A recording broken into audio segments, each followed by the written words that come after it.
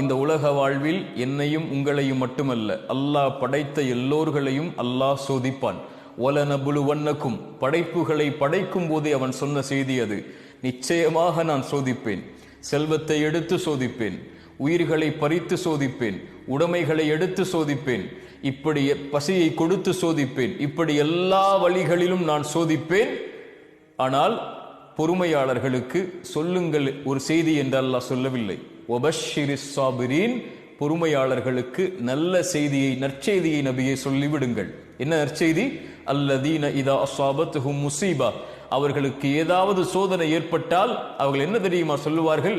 இன்னா லில்லாஹ், நாங்கள் அல்லாஹ்வை சார்ந்தவர்கள், வ இன்னா இலைஹி ராஜிஊன், அவனிடத்தில் தான் நாங்கள் செல்ல இருக்கிறோம். எங்களை படைத்தவன் அவன், எங்களை மரணிக்க செய்பவனும் அவன்தான். அவனுடைய நாட்டத்தை மீறி எங்களுடைய வாழ்வில் எதுவும் நடக்காது.